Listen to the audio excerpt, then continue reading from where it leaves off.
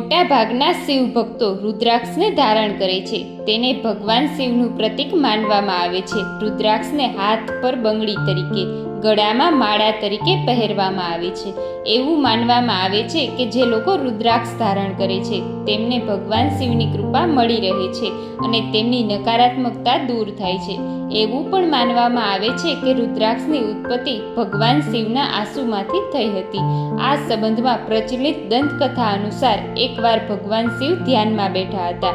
ધ્યાન દરમિયાન ભગવાન શિવની આંખોમાંથી થોડા આંસુ પડ્યા પૃથ્વી પર, અને પૃથ્વી પર આંસુ પડતાની સાથે જ ત્યાં રુદ્રાક્ષના વૃક્ષો ઉગી નીકળ્યા.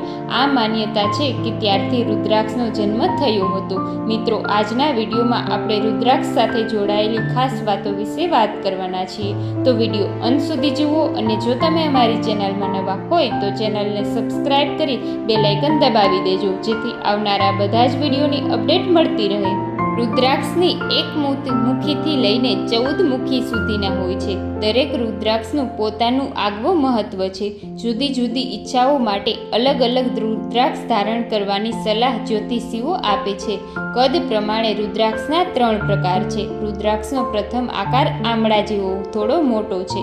બીજો રુદ્રાક્ષ બોર જેવો છે અને ત્રીજો રુદ્રાક્ષ ચણાના દાણા જેવો હોય છે. ભક્તો પોતાની પસંદગી મુજબ રુદ્રાક્ષ ધારણ કરે છે. રુદ્રાક્ષ ધારણ કરનાર લોકોએ ખોટા વિચારોથી દૂર રહેવું જોઈએ. વ્યક્તિએ નશો અને માંસાહારના ખોરાકથી પણ દૂર રહેવું જોઈએ. રુદ્રાક્ષ ધારણ કરનારા લોકોએ સ્વચ્છતાનું વિશેષ ધ્યાન રાખવું જોઈએ. ભગવાન અથવા ભગવાનના પ્રસાદનો ક્યારેય અનાદર કરશો નહીં. રુદ્રાક્ષ ધારણ કરનાર વ્યક્તિએ માતા પિતા અને ગુરુનો અનાદર ક્યારેય ન કરવો જોઈએ. જરૂરિયાતમંદ લોકોને મદદ કરવી જોઈએ. એવા કામ ક્યારેય ન કરો જેનાથી બીજાને દુઃખ થાય. જો રુદ્રાક્ષ ધારણ કરનાર નિયમોનું પાલન ન કરે તો તેના રુદ્રાક્ષનું શુભ ફળ મળતું નથી. તૂટેલા, ખંડિત અને રુદ્રાક્ષ ક્યારેય ન પહેરો.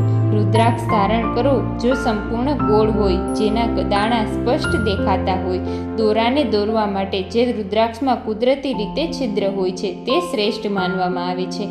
મિત્રો, આવા જ અવનવા ધાર્મિક અને શાસ્ત્ર સંબંધિત વિડીયોની જાણકારી માટે અમારી ચેનલને સબસ્ક્રાઇબ કરો. ધન્યવાદ.